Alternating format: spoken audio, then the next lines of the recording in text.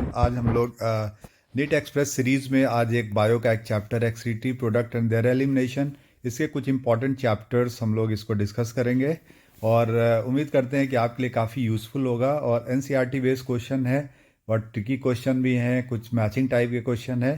तो स्टार्ट करते हैं excretory products and their elimination. ठीक है, तो इसमें ये basically excretory product and their elimination में एक्सक्रीटरी सिस्टम है, एनसीईआरटी बेस्ड के क्वेश्चन है। क्वेश्चन नंबर 1 देखते हैं। कह रहा read the following statement, uricase enzyme release by the man convert uric acid into allantoins. तो देखो पहला ऑप्शन यही गलत दिख रहा है, क्योंकि यूरिकेज एंजाइम केवल फीटस में होता है जो कि यूरिक एसिड को कैटाबोलाइज करके एलेंटोइंस बनाता है। एडल्ट में कभी यूरिकेज एंजाइम नहीं पाया जाता है, तो पहला ऑप्शन गलत है। दूसरा कह रहा है in cartilaginous fishes ammonia is eliminated in the form of ammonium ion. तो देखो कार्टिलेजिनस फिशेज में यूरिया एक्सक्रीट होता है, अमोनिया नहीं होता है, तो ये भी ऑप्शन बिल्कुल गलत है। तीसरा ऑप्शन है ureotelic animal eliminate urea along with less amount of water. ये बिल्कुल सही है, क्योंकि टेरेस्ट्रियल हैबिट में यही चेंज हुआ था कि अमोनिया से यूरिया बन गया था, और यूरिया बनाने के लिए यूरिन के फॉर्म में ही एक्सक्रीट होता है, तो इसमें थोड़ा कम ही वाटर लॉस होता है एज़ कम्पेयर टू अमोनिया। और फोर्थ ऑप्शन है uricotelism is the great advantage for animal with the little access to water. तो बिल्कुल जो ड्राई हैबिटेट में है वो यूरिक एसिड एक्सक्रीट करते हैं, क्योंकि यूरिक एसिड क्रिस्टल के फॉर्म में होते हैं और इसको एक्सक्रीट करने के लिए वाटर की ज़रूरत नहीं होती है। तो ये एक बहुत ज़्यादा एडवांटेज है कि इसमें वाटर कंजर्वेशन होगा, वाटर लॉस कम होता है। तो ये जो ऑप्शन दिख रहे हैं, कह रहा चूज़ द इनकरेक्ट स्टेटमेंट। तो इसमें देखो ये वाला हो सकता है all except third and fourth, क्योंकि थर्ड एंड फोर्थ बिल्कुल सही लिखा है और बाकी का ऊपर वाला जो अभी हमने बताया था दोनों गलत है। तो मेरे हिसाब से सेकंड ऑप्शन सही होना चाहिए। लेट्स सी द आंसर, बिल्कुल सही है, सेकंड ऑप्शन सही है। नेक्स्ट क्वेश्चन देखते हैं। Cup shape structure in kidney are. देखो किडनी के मेडुला वाले रीजन में आप देखें तो कैलिसेज होता है, जो थोड़ा कोनिकल स्ट्रक्चर होता है, और माइनर कैलिसेज और मेजर कैलिसेज। तो ये बेसिकली जहाँ पे आपका इससे यहीं से यूरेटर निकलता है, पेल्विस रीजन और फिर यूरेटर, तो इसको कैलिसेस कहते हैं। तो ये करेक्ट आंसर होगा कैलिसेस, ये भी बिल्कुल सही है। नेक्स्ट क्वेश्चन देखते हैं।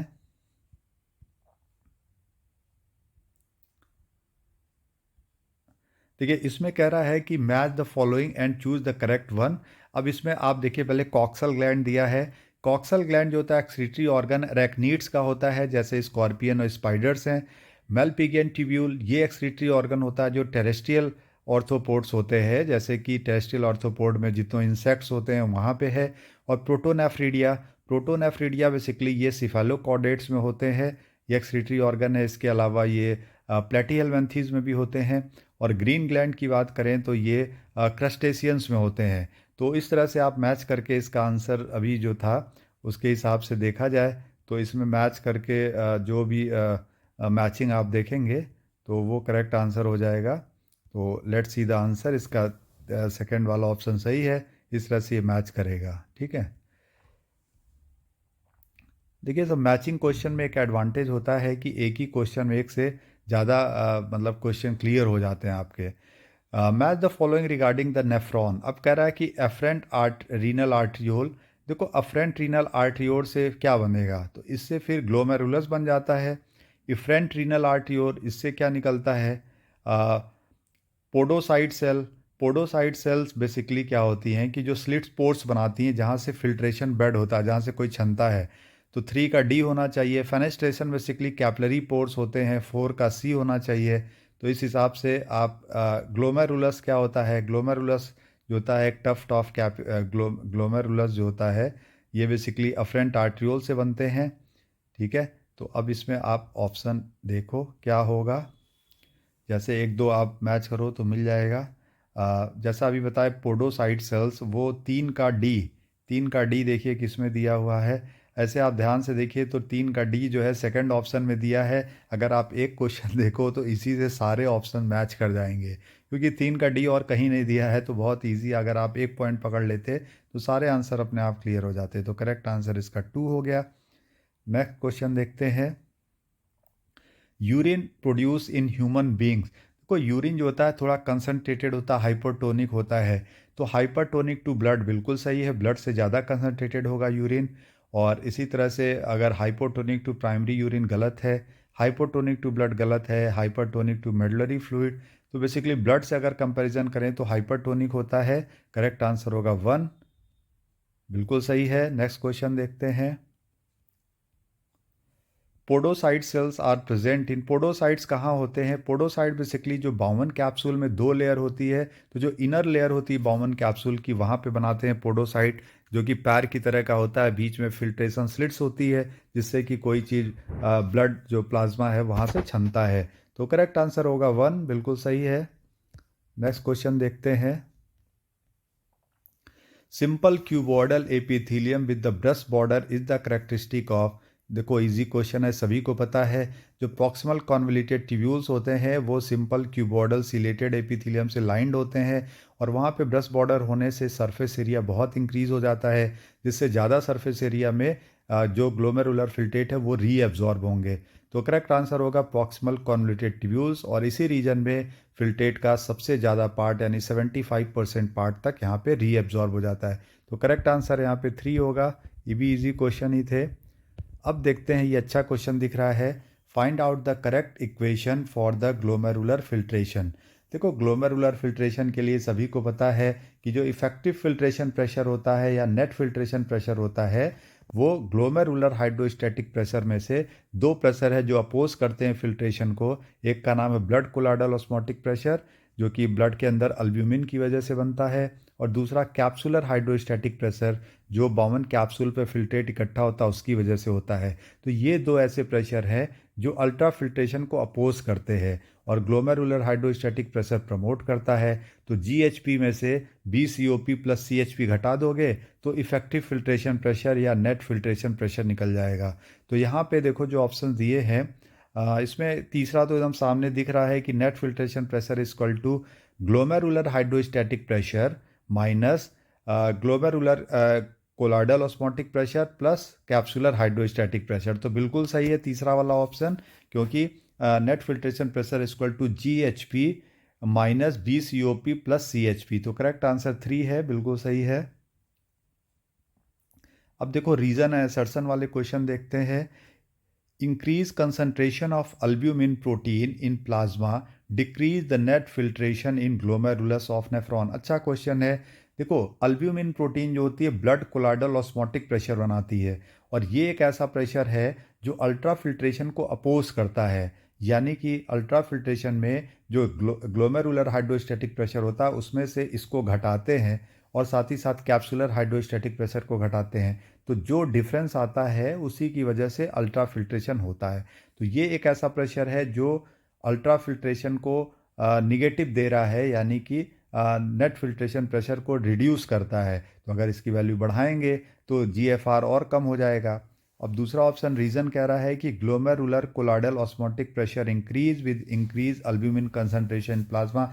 अभी जस्ट हमने बताया कि अगर अल्ब्यूमिन की वजह से ही ब्लड कोलाइडल ऑस्मोटिक प्रेशर होता है, तो अगर अल्ब्यूमिन बढ़ाओगे तो ब्लड कोलाइडल ऑस्मोटिक प्रेशर बढ़ जाएगा, और ये बढ़ गया तो इफेक्टिव फिल्ट्रेशन प्रेशर आपका घट जाएगा, क्योंकि effective filtration pressure equal to GHP minus BCOP plus CHP. BCOP माने ब्लड कोलाइडल ऑस्मोटिक प्रेशर। ये कब बढ़ता है? जब अल्ब्यूमिन बढ़ जाती है, और अल्ब्यूमिन बढ़ने से अगर ये बढ़ेगा तो नेट फिल्ट्रेशन प्रेशर कम होगा। तो हमारे हिसाब से इसका correct answer both A and R are true and R is the correct explanation of A, ये होना चाहिए। लेट्स सी द आंसर, बिल्कुल सही है।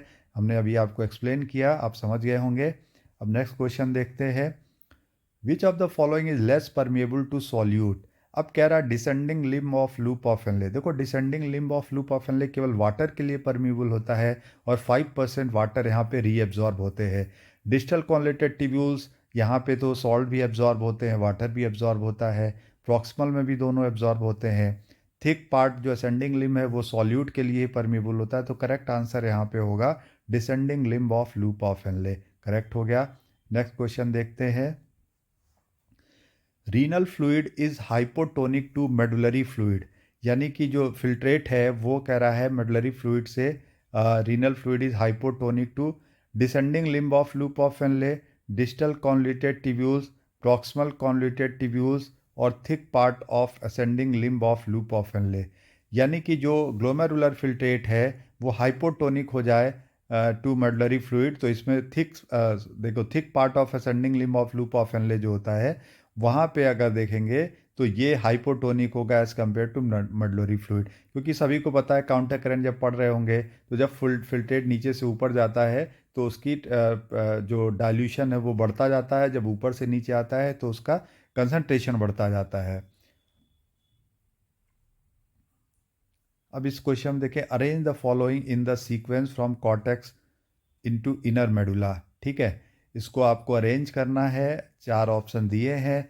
तो अगर इसमें देखो सबसे पहले हमारे हिसाब से क्या होगा, ग्लोमेरुलस होगा, ई होगा पहले, उसके बाद बॉमन कैप्सूल होगा, ई के बाद ए होना चाहिए, तो पहले दूसरे ऑप्शन में होगा। फिर इसके बाद नेक्स्ट देखते हैं, बॉमन कैप्सूल के बाद प्रॉक्सिमल कॉन्वोल्यूटेड ट्यूब्यूल्स होगा, बी होगा, यानी ई ए बी दोनों ऑप्शन में दिया है। फिर इसके बाद लूप ऑफ हेनले होगा, डी होगा, और फिर इसके बाद होगा डिसेंड नहीं, इसका descending limb of loop of Henley होगा, सी होगा, फिर लूप ऑफ हेनले होगा।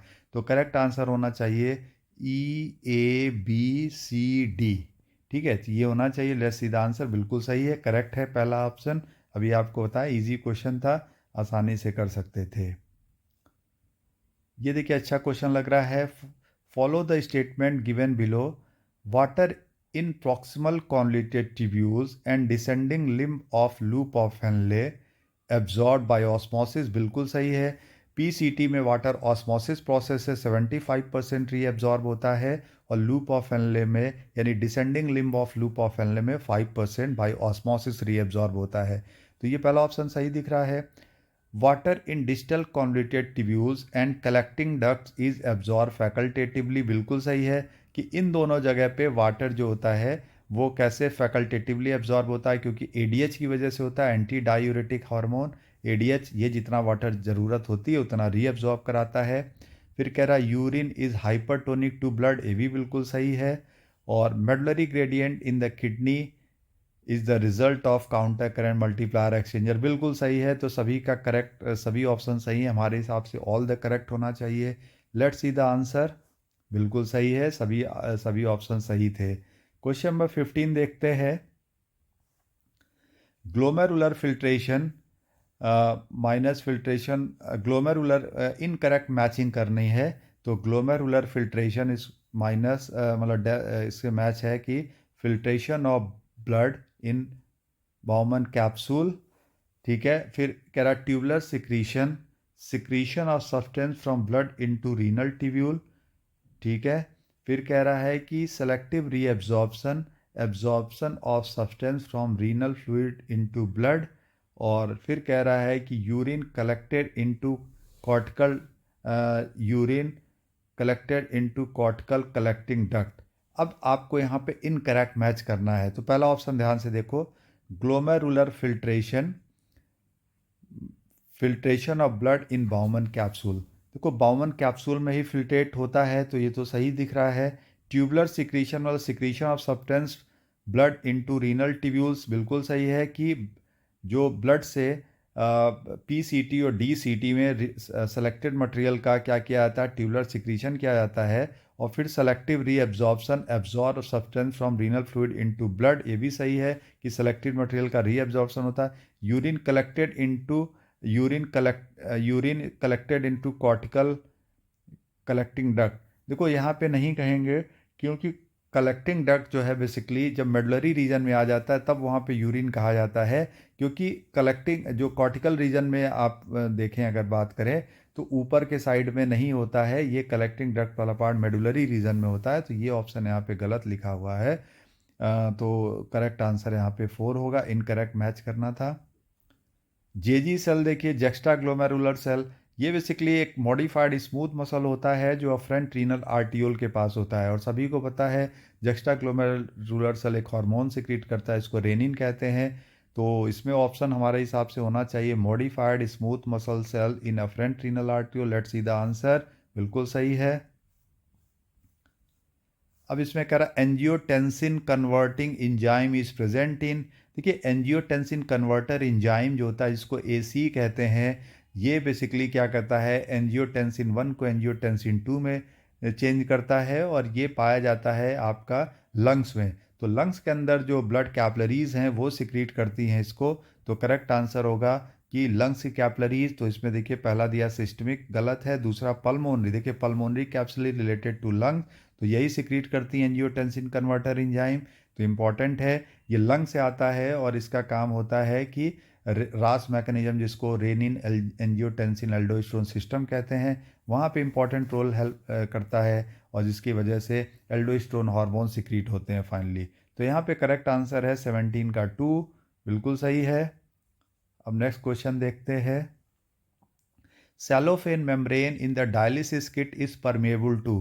देखो ये जो नाइट्रोजनस वेस्ट है इनके लिए परमेबल होता है, क्योंकि डायलाइजर में जो डायलिसिस मशीन होती है उसमें जो इम्प्योर ब्लड होता है जिसमें नाइट्रोजनस वेस्ट वगैरह होते हैं उनको प्यूरिफाई करके फिल्टर किया जाता है। तो यहाँ पे यूरिक एसिड, क्रिएटिनिन, इन सबको ये इसके लिए परमेबल होगा। बाकी जो प्रोटीन्स वगैरह होते हैं, एंटीबॉडीज़ होती है, इसके लिए परमेबल नहीं होता है।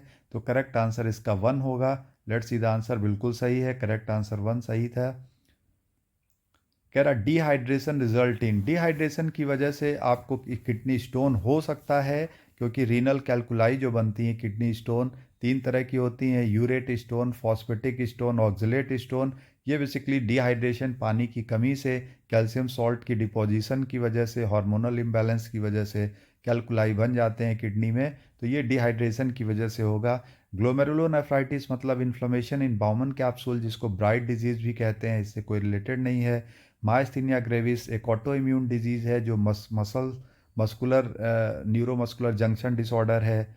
और कोलिस्टीमिया भी इससे कोई रिलेटेड नहीं है। तो करेक्ट आंसर होगा 1, बिल्कुल सही है। नेक्स्ट क्वेश्चन देखते हैं। देखिए मैचिंग क्वेश्चन है और इसमें आपको मैच करना है। Read the following organ. Lungs, lungs अभी हमने बताया था एंजियोटेंसिन कन्वर्टर एंजाइम सिक्रीट करता था, और साथ ही साथ ये लंग्स एलिमिनेट करता है per day about 18 litre of carbon dioxide. तो water and carbon dioxide remove करता है, लंग वाला बिल्कुल सही दिख रहा है। लीवर बाइल सिक्रीट करता है और eliminate cholesterol, bile pigment destroyed and hormone, बिल्कुल सही है, ये भी करेक्ट आंसर दिख रहा है। Sweat secrete, sweat eliminate salt, urea, lactic acid, बिल्कुल सही है, ये भी करेक्ट दिख रहा है। Sebaceous secrete sebum, eliminate sterol, hydrocarbon and waxes. तो एनसीईआरटी का ये लाइन था और ये सभी ऑप्शन सही हैं। तो लेट्स सी द आंसर। अगर कोई ऐसा ऑप्शन है जिसमें सारे ऑप्शन सही दिख रहे हैं तो ये होना चाहिए। तो इसका करेक्ट होना चाहिए ऑल आर करेक्ट। तो टू ऑप्शन बिल्कुल सही होना चाहिए। देखिए बिल्कुल सही है, अच्छा क्वेश्चन था। नेक्स्ट क्वेश्चन देखते हैं। Which of the following is not related to micturition. Micturition मतलब होता है reflex for discharge of urine, जिसमें कि यूरेनरी ब्लैडर के स्फिंक्टर है ओपन होते हैं और यूरेनरी ब्लैडर के जो स्मूथ मसल है कॉन्ट्रैक्ट होती है, तब जाके रिलैक्स मिक्चुरेशन होता है। तो पहला ऑप्शन कह रहा है smooth muscle of urethral sphincter relax. देखिए गलत है, क्योंकि अगर मसल रिलैक्स होगी तो यूरिनरी ब्लैडर से यूरिन बाहर नहीं निकलेगी। तो पहला ऑप्शन ही गलत लिखा है। और दूसरा कह रहा है smooth muscle of urinary bladder, smooth muscle of, अच्छा पहला कह रहा है smooth muscle of urethral sphincter relax. तो बिल्कुल सही है, क्योंकि स्फिंक्टर जब रिलैक्स होता है तभी यूरिन बाहर आती है। तो ये तो पहला सही लिखा है। दूसरा कह रहा है smooth muscle of urinary bladder relax, ये गलत लिखा है, क्योंकि अगर ब्लैडर रिलैक्स होगा तो यूरिन कैसे बाहर आएगी, ब्लैडर कॉन्ट्रैक्ट नहीं होगा। तो sense impulse of stress receptor go to CNS, बिल्कुल सही है, क्योंकि जब ट्राइगोन ऑफ यूरिनरी ब्लैडर में अबाउट 450 ml यूरिन भर जाता है तो यूरिनरी ब्लैडर हल्का सा कॉन्ट्रैक्ट करती है, इसके स्ट्रेच रिसेप्टर एक्टिव हो जाते हैं जो सीएनएस को मैसेज भेजते हैं। तो ये बिल्कुल सही है। और फिर सीएनएस मोटर इम्पल्स भेजता है जिससे कि यूरिनरी ब्लैडर के स्फिंक्टर है खुल जाते हैं और यूरिनरी ब्लैडर कॉन्ट्रैक्ट होता है। तो इन सभी ऑप्शन में ध्यान से देखने में पहला ऑप्शन बिल्कुल गलत दिख रहा था। तो यही नॉट रिलेटेड होगा, क्योंकि इसमें रिलैक्स नहीं होता, इसमें urethral sphincter relax, sorry second वाला ऑप्शन जो है smooth muscle of urinary bladder relax की जगह कॉन्टैक्ट होना चाहिए। तो ये वाला ऑप्शन हमें गलत दिख रहा है। Let's see the answer. देखिए बिल्कुल सही है, यही वाला आंसर है जो अभी हमने आपको एक्सप्लेन किया और आप समझ गए होंगे। देखिए दो और क्वेश्चन देख लेते हैं। Which of the following function is not related to aldosterone. देखो एल्डोस्टेरोन का काम क्या है? Absorption of sodium in D C T and क्लैक, बिल्कुल सही है। सिक्रीशन ऑफ पोटेशियम, देखो सोडियम जब एब्जॉर्ब होगा तो पोटेशियम सिक्रीट होगा, क्योंकि एक दूसरे के अपोजिट है, तो बिल्कुल सही है। Induce loss of water in urine, देखो ये गलत है, क्योंकि एल्डोस्टेरोन सोडियम का एब्जॉर्प्शन करता है। सोडियम और वाटर फ्रेंड है, अगर सोडियम एब्जॉर्ब होगा तो इनडायरेक्टली वाटर भी एब्जॉर्ब कराता है, तो वाटर को एक्सक्रीट नहीं कराएगा, एब्जॉर्ब कराएगा। जबकि यहाँ पे लिखा है induce the loss of water in urine, ये गलत लिखा हुआ है और यही होना चाहिए, बिल्कुल सही है। नेक्स्ट क्वेश्चन देखते हैं। एंजियोटेंसिनोजन इज सिक्रीटेड इन, देखो एंजियोटेंसिनोजन लीवर के अंदर सिक्रीट होता है, तो इसका करेक्ट आंसर होगा 1, ये प्रोटीन है और ये लीवर से सिक्रीट होते हैं। क्वेश्चन नंबर 24 देखा जाए। In the process of urine formation, urea is reabsorbed into the interstitium from ascending limb of loop of Henle descent। देखो यूरिया आप देखिए एनसीईआरटी में पिक्चर ही बना हुआ है, जो कलेक्टिंग डक्ट है वहाँ से एब्जॉर्ब होके आ रहा है। तो जब काउंटर करंट मैकेनिज्म में आप देखे होंगे कि सॉल्ट और यूरिया दो इंपॉर्टेंट, NaCl और यूरिया दो इंपॉर्टेंट सॉल्ट है जो वाटर एब्जॉर्प्शन में हेल्प करते हैं। कलेक्टिंग डक्ट में आप देखे होंगे कि वहाँ से यूरिया निकल के बाहर आ रहा है, तो उसके पीछे पीछे वाटर भी निकल के आएगा। तो यूरिया कहाँ पे रीअब्जॉर्ब होता है? तो करेक्ट आंसर होगा कलेक्टिंग डक्ट, बिल्कुल सही है। अब एक और क्वेश्चन देख लेते हैं 25। In crustacean the excretory organ are, देखो क्रस्टेशियन जो होते हैं उनके एक्सक्रीटरी ऑर्गन क्या हैं? तो क्रस्टेशियन के एक्सक्रीटरी ऑर्गन जो एंटीनरी ग्लैंड होता है, जिसको कॉक्सल ग्लैंड भी कहते हैं, जो उनके एंटीना के बेस पे होता है। तो paired structure which lie at the base of antenna, यही बिल्कुल सही होगा, इजी क्वेश्चन था, तो करेक्ट आंसर हो गया 2। तो इस तरह से डियर स्टूडेंट, अभी आज हमने 25 क्वेश्चन लगभग किए हैं, जो कि अच्छे क्वेश्चन थे, जो आपको प्रैक्टिस में काफ़ी हेल्प मिला होगा। और मैं डॉक्टर राहुल राय स्टार पीएमटी ट्यूटोरियल से आपके लिए हमेशा हेल्पफुल रहूँगा। जब भी आपको ज़रूरत हो कोई भी क्वेश्चन, आप डायरेक्ट पूछ सकते हैं। और दूसरा, इसी तरह इस सीरीज़ में नीट एक्सप्रेस सीरीज़ में हम लोग आगे भी और सारे फिजियोलॉजी चैप्टर्स के प्रैक्टिस करते रहेंगे। तो डियर स्टूडेंट, जब भी आपके पास टाइम हो एक बार ज़रूर रिवाइज़ करो इसको, और साथ ही साथ जो आपके फ्रेंड्स हैं उनको भी बताओ, जिससे उनको हेल्प हो सके। और हमारा एक उद्देश्य है कि स्टार का, या हमारा उद्देश्य है कि हर घर में डॉक्टर हो अपना, यही स्टार का सपना। तो इसी के साथ इसको आज क्लोज करते हैं। थैंक यू सो मच, हमसे कनेक्टेड रहो और किसी भी तरह की प्रॉब्लम हो तो ज़रूर कांटेक्ट करो। थैंक